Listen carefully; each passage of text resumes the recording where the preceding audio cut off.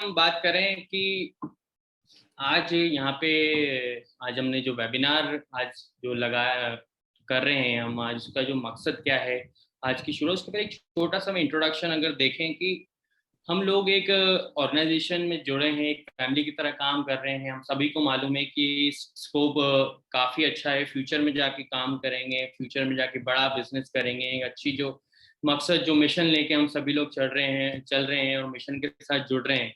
लेकिन ये सारी जब बातचीत शुरू हुई थी, जब कंपनी का जब अगर कहें कि इनकॉर्पोरेशन की अगर बातचीत चल रही थी, हम सब लोग एक दूसरे से बातचीत करते थे, तो कहीं ना कहीं हमारे मन में हम जब एक दूसरे से डिस्कस करते थे पॉइंट्स की अपना वर्क कल्चर कैसा होगा, नामची लाइफस्टाइल का बिजनेस कल्चर कैसा होगा, तो एक ये वाला पॉइंट हमेशा हमारे मन में था and I was very firm in that.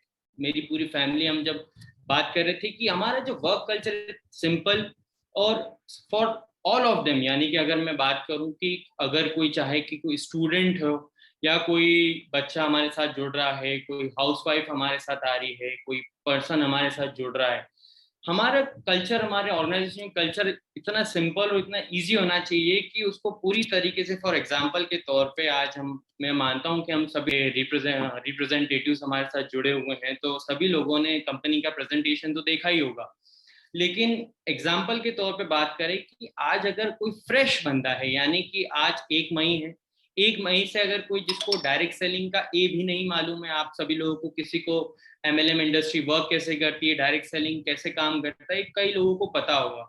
लेकिन एक ऐसा वर्क कल्चर बनाने के लिए हमने आज हम डिस्कस करेंगे कि एक आज 1 मई आज पहली बार कोई अगर डायरेक्ट सेलिंग में अगर कोई बंदा या कोई बच्चा, कोई स्टूडेंट, कोई हाउसवाइफ अगर आती है, तो कैसे वो आज से कल हमारी जैसे देखा तो कल 2 मई है, उसको अगर 6 महीने अगर हम निकाल दें, अगर 6 महीने आगे चल के देखें, अगर अक्टूबर नवंबर तक बंदा कैसे उसको इजीली 50,000 60,000 तक एक रेगुलर इनकम पे जा सकता है, कैसे यहाँ डायरेक्ट सेलिंग की शुरुआत, यानी कि जिसको कुछ पता ही नहीं है, जिसको किसके बारे में कोई नॉलेज नहीं है, वो अपनी शुरुआत को करे कैसे।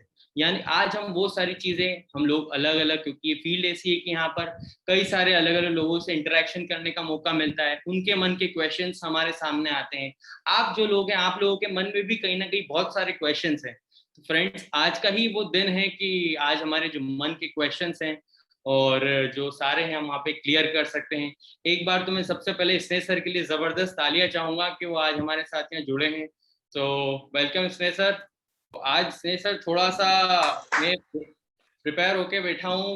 हम हमारी जो फैमिली है उनके कई सारे क्वेश्चंस, क्वेरीज और ये सारी जो चीजें हमारे सामने आ रही थी, तो सोचा कि आज वन ऑन वन सबके साथ बैठकर सबके साथ में जो प्रॉब्लम्स आती है फील्ड में जाते हैं, कैसे शुरुआत करें, कैसे हमारी फर्स्ट स्टेप की शुरुआत करें, इससे रिलेटेड आज हम देखेंगे। तो सबसे पहले अगर हम बात करें कि हम सभी को मालूम है कि हम एक प्रोडक्ट बेस्ड कंपनी में हैं, लेकिन यहाँ प्रोडक्ट बेस्ड कंपनी के साथ साथ हम मैं आप बड़ी ही आसान सिंपल भाषा में अगर हमको बता पाए, क्लियर कर पाए कि what we are actually doing, यानी कि हम कर क्या रहे हैं, आज हमको इस फील्ड में होता क्या है, हम कर क्या रहे हैं।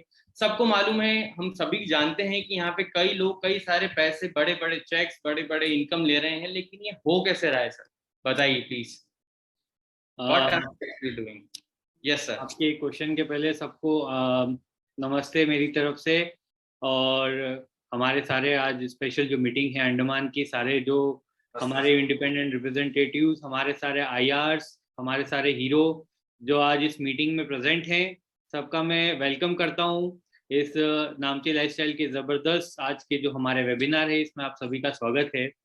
और आज का जो हमारा एक स्पेशल कन्वर्सेशन रखी गई है, आज स्पेशल कोई जो संयम से मेरा डिस्कशन यही था कि ट्रेनिंग्स होती रहती है, बट जो मन के सवाल हैं जिनका संयम ने बोला कि यार आज हमारे मन के अंदर जो छोटे छोटे सवाल होते हैं ना, उसका जवाब अगर हमें मिल जाए तो हमारे लिए किसी ट्रेनिंग या किसी बहुत बड़े वेबिनार से कम नहीं होता है।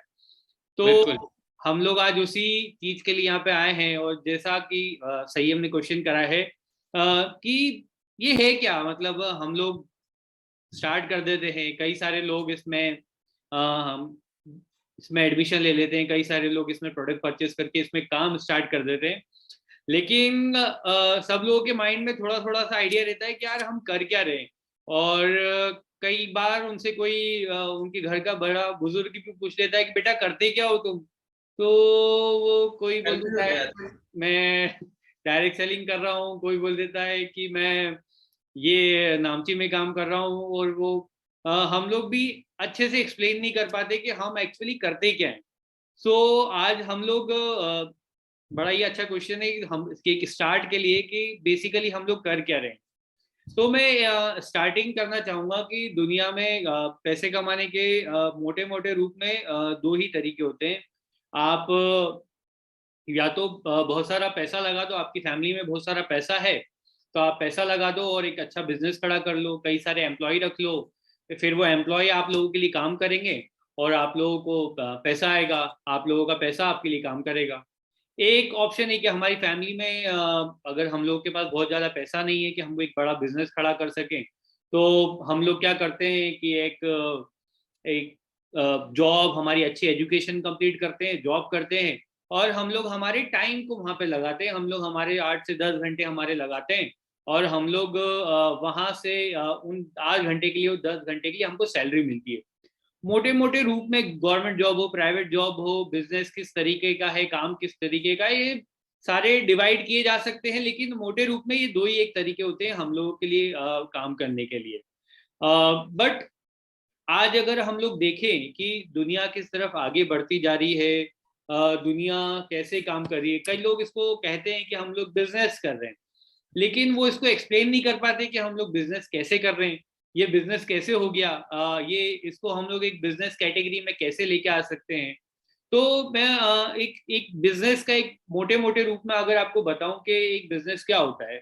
बिजनेस का बेसिकली अर्थ यही है कि हम लोग कोई सर्विसेज क्रिएट कर रहे हैं या कोई प्रोडक्ट क्रिएट कर रहे हैं। हम दो ही चीज क्रिएट करते हैं, या हम लोग कोई ऐसा चीज बना रहे हैं जिसको खरीद कर लोग अपना काम कर सकते हैं, या कोई एक ऐसी सुविधा प्रोवाइड कर रहे हैं जिसका उपयोग करके लोग अपना जीवन आसान बना सकते हैं। बिजनेस में दो ही तरह के प्रोडक्ट्स होते हैं, या तो आप सर्विस बेस्ड में हो या आप किसी सॉलिड मटेरियलिस्टिक प्रोडक्ट बेस में हो। और बिजनेस का मोटा रूप अगर देखा जाए तो वो यही होता है कि एक कंपनी होती है, उसका प्रोडक्ट होता है, प्रोडक्ट सर्विस भी हो सकता है और कोई फिजिकल चीज भी हो सकता है, और एक कंज्यूमर होता है जो उस प्रोडक्ट या सर्विस को यूज करता है। इसका बाइफर्केशन यही है कि यही इस तरीके से काम करता है। अब समस्या वहां पे आती है कि बिजनेस इतना सिंपल तो है नहीं। अगर इतना सिंपल होता तो आज भारत के 140 करोड़ लोग सब मुकेश अंबानी हो जाते। बिल्कुल। तो सब लोग मुकेश अंबानी नहीं है, इसका अर्थ ये है कि ये इतना सिंपल भी नहीं है, कहीं ना कहीं इसमें कुछ ना कुछ चीजें जुड़ती जाती है। तो अब क्या होता है ना, बिजनेस तो कोई भी कर सकता है, हर आदमी चाहे तो कोई छोटा इंडस्ट्री बना सकता है, कोई बड़ी, कोई अपने घर में इंडस्ट्री खोल सकता है। लेकिन आज की डेट में सबसे बड़ा जो प्रॉब्लम होता है ना, वो हमारे प्रोडक्ट को कस्टमर तक पहुंचाना होता है, कि हम हमारे प्रोडक्ट को कस्टमर तक पहुंचा दें। यही आज की इंडस्ट्री का, या आज या आने आज से 50 साल पहले भी यही प्रॉब्लम थी और आज से 100 साल पहले भी यही प्रॉब्लम थी। सभी लोग और हम लोग जिनके हमारा देश गुलाम रहा है उनकी भी यही प्रॉब्लम थी। वो लोग भी ईस्ट इंडिया कंपनी बना के अपने प्रोडक्ट्स को बेचने के लिए यहाँ पे आए थे। तो at the and everybody wants कि उनका जो प्रोडक्ट है वो कस्टमर तक पहुंच जाए। अब क्या होता था ना, आज से कुछ साल पहले तक क्या किया जाता था, आज भी होता है ये, लेकिन एक जो कन्वेंशनल बिजनेस होता था उसमें क्या होता था कि उस प्रोडक्ट को कस्टमर को पहुंचाने के लिए वो क्या करते थे, बड़े बड़े सेलिब्रिटीज को हायर किया जाता था, बड़े बड़े फिल्म स्टार को लाया जाता था, क्योंकि हर फिल्म स्टार या कोई भी सेलिब्रिटी, कोई क्रिकेटर, कोई भी व्यक्ति आता था, उस प्रोडक्ट को प्रमोट करता था, और उस प्रोडक्ट को प्रमोट करने के बाद लोगों तक वो प्रोडक्ट पहुंच जाता था। यार दुनिया में इस नाम की भी कोई चीज आई है। एक समय था जब एक बूस्ट नाम का आता था, जो जिसको सचिन तेंदुलकर ऐड करता था, और हम लोग उसके पहले बॉर्नविटा पीते थे, और वो चीज सचिन के फैन थे, तो वो चीज देख के हम लोग भी हमारे घर में बूस्ट ले आए थे। बहुत ही वाहियात प्रोडक्ट था, बट सचिन को देख कर वो लेके आ गए। और उस समय हमारे घर में ऐसी कोई हम लोग बहुत ज्यादा सिल्वर स्पून में भी नहीं थे, छोटे ही थे घर में, इतनी कोई ज्यादा, तो मम्मी ने जबरदस्ती उस प्रोडक्ट को पिलाया भी था कि अब ये आया है घर में, तुम लोग लेके आए हो तो इसको पीना तो पड़ेगा। एक्चुअली वो आया आया कैसे था, उसके साथ क्रिकेट का बैट फ्री आता था। हाँ, और संयम सर क्या थोड़े मेरे से 5 साल छोटे हैं, तो उनको प्रोडक्ट से ज्यादा उसके साथ में जो चीज आ रही है उससे ज्यादा लगाव रहता था उस समय। तो वो क्रिकेट बैट के चक्कर में मुझे वो आधा किलो का जो बूस्ट था वो पीना पड़ा था। बट फिर भी जो हम लोग सेलिब्रिटी से इंस्पायर होके हम लोग कुछ ना कुछ वो चीज खरीद लेते थे। और वो जो सेलिब्रिटी होता है ना, वो उस प्रोडक्ट को एंडोर्स करने के लिए बहुत एक मोटा अमाउंट लेता है। अभी हम लोगों ने थोड़े दिन पहले एक कंट्रोवर्सी देखी थी कि अक्षय कुमार ने एक गुटखा कंपनी का ऐड कर दिया है। पूरी ऑल ओवर इंडिया में अक्षय कुमार को ट्रोल किया गया, उसके पुराने पुराने वीडियोस निकाल के सब लोगों को दे दिए गए कि मैं इस तरह की कोई कंपनी को प्रमोट नहीं करूंगा। और उसने जब मन में लालच तो सभी के आ जाता है ना, और वो लालच के चक्कर में उसने उस गुटखा कंपनी के प्रोडक्ट को प्रमोट कर दिया। बाद में क्लियरिफिकेशन भी दिया कि मैं इससे जो पैसा आया है मैं उसको चैरिटी में लगा दूंगा। बट ठीक है, अब किसको पता वो कितनी चैरिटी करेगा। बट सब लोग इस मोटे अमाउंट को देखकर सेलिब्रिटीज लोग प्रोडक्ट को एंडोर्स करते थे। वो प्रोडक्ट कैसा है कैसा नहीं है वो तो कस्टमर तक बाने के बाद ही पता चलता था। अब उसकी वजह से क्या होता था ना कि वो जो प्रोडक्ट की कॉस्ट होती थी वो बहुत बढ़ जाती थी, क्योंकि वो सेलिब्रिटी पैसा ले रहा है। एट दी एंड वो हम कस्टमर से ही पैसा लिया जाता है। वो सेलिब्रिटी को कोई भी कंपनी अपने जेब से तो पैसा देती नहीं है। वो एट दी एंड हमारे कस्टमर से, अगर वो कोई चीज प्रोडक्ट 100 रुपए की है तो उसके अंदर 50 से 60 रुपए उस सेलिब्रिटी को देने के लिए, एड एजेंसी को देने के लिए, एडवर्टीजमेंट के लिए जो पैसा बहुत ज्यादा होता है वो पैसा उसमें ऐड कर दिया जाता है, ताकि उस सेलिब्रिटी को दिया जा सके, कस्टमर को पहुंचाया जा सके। और यही तरीका कई सालों से लगातार चलता जा रहा था। फिर क्या होता है ना, एक दुनिया में एक नया कॉन्सेप्ट आता है। नया कॉन्सेप्ट इस तरीके से आता है कि यार इन बड़े सेलिब्रिटीज की जरूरत नहीं है। दुनिया में डायरेक्ट सेलिंग नाम की एक चीज आती, नहीं, एक नया कॉन्सेप्ट आता है जो 1990 में इंडिया में भी कई 1990 से 2000 में प्रचलित हुआ, बहुत ज्यादा फेमस हुआ कि यार इसको हम लोग इस डायरेक्ट सेलिंग के कॉन्सेप्ट के थ्रू, जो वेस्टर्न कल्चर से हमारे आया था, कि इस डायरेक्ट सेलिंग के कॉन्सेप्ट के थ्रू हम लोग लोगों तक हमारे प्रोडक्ट को पहुंचा सकते हैं। और इस डायरेक्ट सेलिंग के कॉन्सेप्ट में कुछ कंपनीज ऐसी आई जो 1990 से 2000 के बीच में कई सारी कंपनीज आई। जैसे एग्जांपल के तौर पे मैं आपको बताऊं, ओरिफ्लेम जैसी कंपनी हो गई, टपरवेयर हो गया, और एमवे जिसका नाम हम लोग सुन रहे हैं आजकल न्यूज में, और इस तरह की कई सारे की कंपनियां। ये actually pure direct selling companies थी। अब इनमें क्या होता है ना, ये ऐसी इनमें कॉन्सेप्ट ऐसा था कि यार हम लोग सेलिब्रिटीज को पैसा नहीं देंगे। हम लोग क्या करेंगे कि हम लोग जो व्यक्ति उसको प्रमोट करेगा, जो व्यक्ति उसको लोगों को देगा, हम लोग पैसा उसको दे देंगे। लेकिन इनके कॉन्सेप्ट में एक क्या चीज थी कि आपको वो प्रोडक्ट पहले खरीदना पड़े। एक कॉन्सेप्ट जो इनके सबके साथ जुड़ा हुआ था वो ये था ना कि आपको सारे प्रोडक्ट पहले आपको खुद को खरीदने पड़ेंगे। और इन कंपनी ने बहुत प्रमोशन किया कि आप बहुत अमीर हो जाओगे इस बिजनेस मॉडल के थ्रू, आप डायरेक्ट सेलिंग के थ्रू। और एक तरह से सभी लोगों ने, कोई 1 लाख रुपए का सामान खरीद रहा है, कोई 5 लाख रुपए का सामान खरीद रहा है, कोई 2 लाख रुपए का सामान खरीद रहा है। लोग अपने घर में गहने बेच बेच के भी सामान खरीदने लग गए, और सब अपने घर पे स्टॉक करते थे। और वो स्टॉक करके वो स्टॉक अपने घर पे करते थे और अपने नजदीकी लोगों में उसको देते थे। लेकिन ये बिजनेस मॉडल भी कहाँ फेल हो गया, क्योंकि हर आदमी को यहाँ पे स्टॉक करना पड़ रहा है, हर आदमी को सामान पहले खुद खरीदना पड़ रहा है, हर आदमी को सामान अपने घर पे रखना पड़ रहा है। कई बार क्या होता था कि वो सामान खरीदा, पता चला 6 महीने बाद उसका एक्सपायरी डेट है। वो सामान उसने खरीदा, 50,000 रुपए का सामान 6 महीने के अंदर बिका नहीं, वो एक्सपायर हो गया। वो एक्सपायर हो गया, सारा नुकसान कंपनी को। बोला कि आप वापिस से ले लो इस प्रोडक्ट को, कंपनी बोलती है हमारी मिस्टेक नहीं है कि आपने प्रोडक्ट 6 महीने के अंदर बेचा नहीं। और किसी को लाख रुपए का नुकसान हुआ, किसी को 50,000 का नुकसान हुआ, किसी को 2 लाख का नुकसान हुआ। और इस तरीके से इस बिजनेस मॉडल में कई सारी कहानियां सामने आने लग गई। और ये हर व्यक्ति को समझ में आ गया कि यार अगर बाय चांस अगर स्टॉक किया ना, तो एट दी एंड हमारे घर का ज्वेलरी बिक जाएगी, हमारे घर का सामान बिक जाएगा, लेकिन इनका सामान निकालना भारी पड़ जाएगा।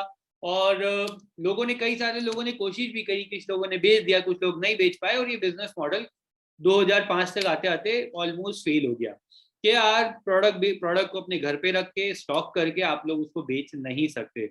और फिर दुनिया डिजिटल होने लग गई, नया कॉन्सेप्ट आया जिसमें ई कॉमर्स का जमाना आया। कई सारे लोग उसको अमेजन के नाम से, फ्लिपकार्ट के नाम से, पेटीएम के नाम से कई तरह के बड़ी बड़ी कंपनी, ये वो टाइम था 2007 के आसपास का। इस टाइम तो बहुत सारी अलग अलग कंपनीज आई थी, और भी शॉप क्लूज, ये वो हजारों तरह की कंपनी आई थी, जो 5-10 साल में गिनती की 3 बड़ी कंपनियां रह गई, जिसमें अमेजन, फ्लिपकार्ट, पेटीएम।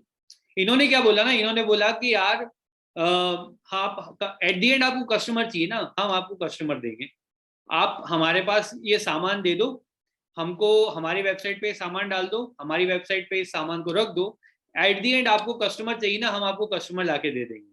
सबको बहुत अच्छा लगा, यार कोई बात नहीं, हमको एट द एंड कस्टमर मिल रहा है, लेकिन उन्होंने क्या कहा, आपको कुछ पैसा हमको देना पड़ेगा। ठीक है, लोग तैयार भी हो गए, कंपनी तैयार भी हो गई कि चलो ठीक है, इनको दे देंगे पैसा। लेकिन क्या हुआ ना, जब धीरे धीरे इनकी मोनोपोली बढ़ती गई, इनकी मोनोपोली इतनी ज्यादा हो गई कि इंडिया में आज अगर देखो तो ई कॉमर्स के नाम पे 2 बड़ी कंपनियां हैं, अमेजन, फ्लिपकार्ट। मिंत्रा भी अगर देखो तो वो फ्लिपकार्ट की पार्ट है, जबोंग को अगर देखो तो वो भी इन्हीं का पार्ट है। लेकिन जो जितनी बड़ी कंपनी थी वो इन 2 कंपनीज में सिमट के रह गई। ये लोग दुनिया के सबसे अमीर आदमियों में आने लग गए। आज अमेजन का मालिक देखो तो दुनिया के 2nd नंबर का सबसे अमीर आदमी है। क्योंकि ये अमीर आदमी कैसे बन गया, इन्होंने बोला कस्टमर मैं लाके दे दूंगा, लेकिन उस बात का पैसा लूंगा। आज ये लोग 1,000 रुपए का प्रोडक्ट अगर हम लोग इन पे सेल करना चाहें, और ये इस मॉडल को इतना डीपली हम क्यों जानते हैं, क्योंकि जब हम लोगों ने नामची ऑर्गेनाइजेशन के स्टार्टिंग करी, हम लोगों ने हमारे प्रोडक्ट्स को सबसे पहले इन ई कॉमर्स वेबसाइट पे सेल करके देखा कि यार कस्टमर्स का क्या रिव्यू आता है, हमारे प्रोडक्ट्स बेचने लायक है कि नहीं, हमारे लोग जब अगर कोई इसको खरीदता है तो किस तरीके से उस पर रिएक्ट करता है, वो उस पर अच्छा रिव्यू देता है या बुरा रिव्यू देता है। और हमने हमारे प्रोडक्ट्स को भी कुछ समय के लिए इन वेबसाइट आज भी अवेलेबल है, बट उन लोगों को हम लोगों ने हमारे प्रोडक्ट्स को वहां पर डाल के देखा। अब आपको एक बात बताता हूँ, 1,000 रुपए का सामान अगर आपको यहाँ पे बेचना हो तो 200 से 250 रुपए, कई प्रोडक्ट के ऊपर 300 रुपए ये लोग चार्ज करते हैं। तो जो पैसा पहले सेलिब्रिटीज के पास जा रहा था, वो पैसा अब इनके पास जाने लग गया।